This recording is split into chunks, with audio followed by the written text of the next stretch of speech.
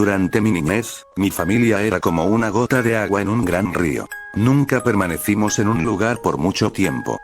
Nos mudamos a Rhode Island cuando tenía 8 años, y permanecimos ahí hasta que fui a la universidad en Colorado Springs. La mayoría de mis memorias son de cuando vivía en Rhode Island, pero hay fragmentos en mi mente de muchos hogares en los que habité, cuando era mucho más joven. La mayoría de estas memorias son poco claras y sin sentido, como perseguir a otro niño en el patio de una casa en Carolina del Norte, intentar construir una balsa detrás del departamento en el que viví en Pensilvania, y cosas como esa.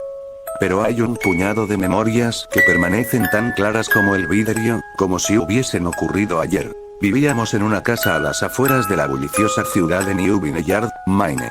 Era una casa grande, en especial para una familia de 3.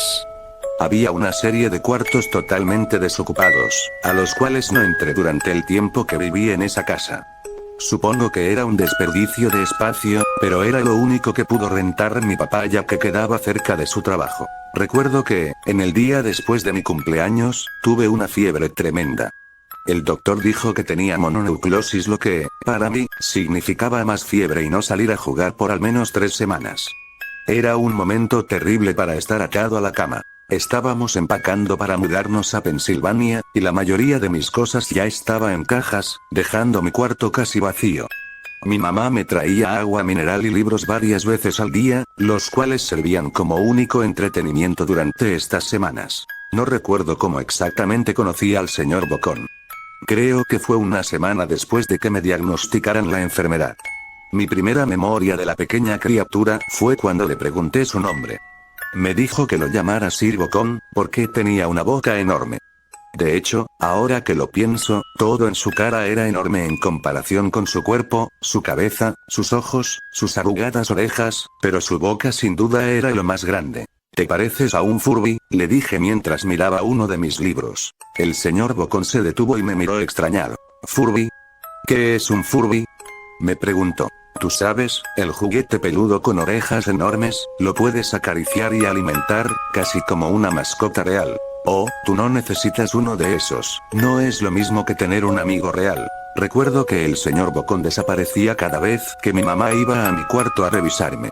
Se ocultaba debajo de mi cama y me decía: no quiero que tus papás me vean, tengo miedo que ya no nos dejen jugar juntos. No hicimos mucho durante los primeros días. El señor Bocón solo veía mis libros, fascinado con las imágenes y historias. Por ahí de la tercera o cuarta noche desde que lo conocí, me despertó con una gran sonrisa en su rostro. Vamos a jugar un nuevo juego, me dijo, pero tenemos que esperar hasta después de que tu mamá venga, porque es un juego secreto. Después de que mi mamá me trajera más libros y refresco, a la hora de siempre, el señor Bocón se deslizó desde debajo de mi cama y tomó mi mano. Tenemos que ir al cuarto que está al final del pasillo, me dijo. Me negué al principio, pero el señor Bocón siguió insistiendo hasta que cedí. El cuarto en cuestión no tenía ni muebles ni tapiz. Lo único que lo distinguía era una enorme ventana al lado opuesto a la puerta. El señor Bocón corrió a través del cuarto, y le dio un fuerte empujón a la ventana, dejándola un poco abierta. Entonces, él me insistió en que mirara hacia el piso de afuera. Aunque estábamos en el segundo piso de la casa, la caída era más alta debido a que estábamos en una colina. Me gusta jugar a fingir aquí, me explicó el señor Bocón, finjo que hay un suave y enorme trampolín allá abajo, y lo brinco. Si lo crees con todas tus fuerzas, vas a ver que rebotas hasta acá arriba, como una pelota. Quiero que lo intentes. Es muy alto, le dije. Pero eso es lo divertido, no sería tan divertido si fuera una caída corta. De ser así, mejor si rebotaras en un trampolín real.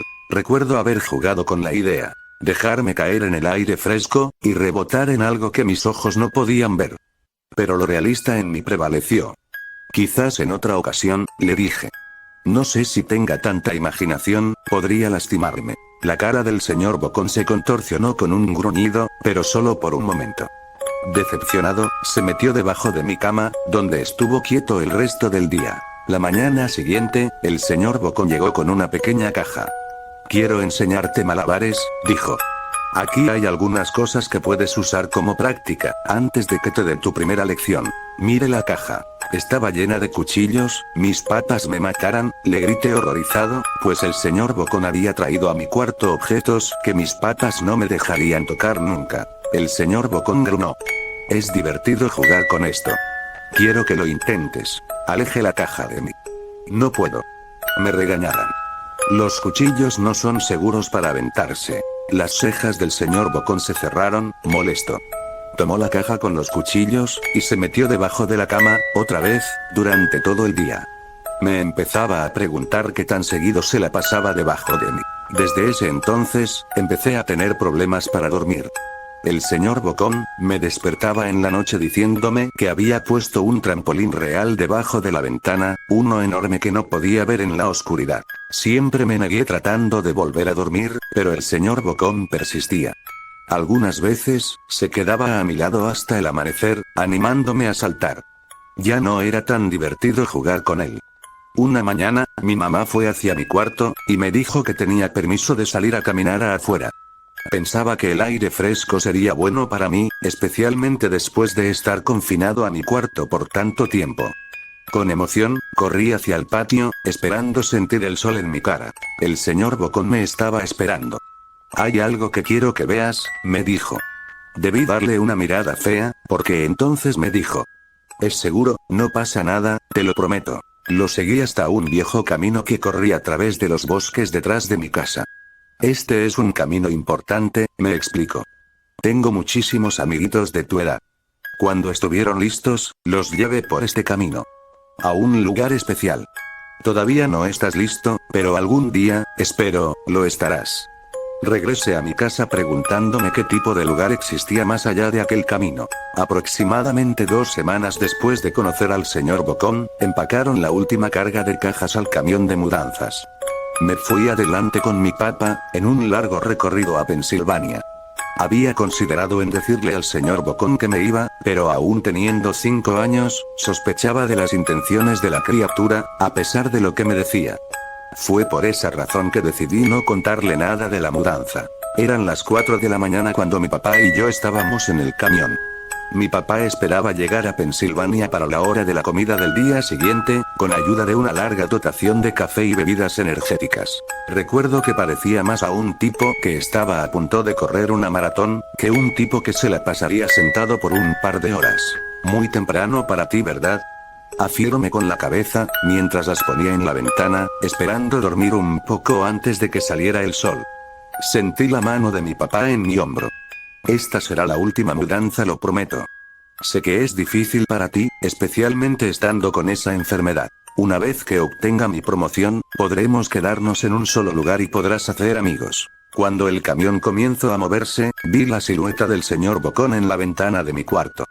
Parado, inmóvil, se despidió lastimosamente con su mano. No me despedí.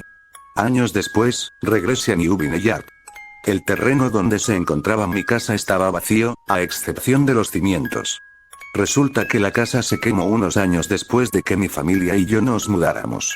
Por curiosidad, busqué el camino que el señor Bocón me enseñó, y al encontrarlo, decidí a seguirlo. Una parte de mí esperaba que el señor Bocón saltara sobre mí de repente, y me espantara dándome un infarto, pero tenía la extraña sensación de que el señor Bocón ya no se encontraba en ese lugar, como si de alguna manera él estuviera atado a esa casa que ya no existe. El camino llevaba a un cementerio de New Vineyard. Al ver muchas tumbas, pude notar que la mayoría pertenecía a niños no mayores de 9 años.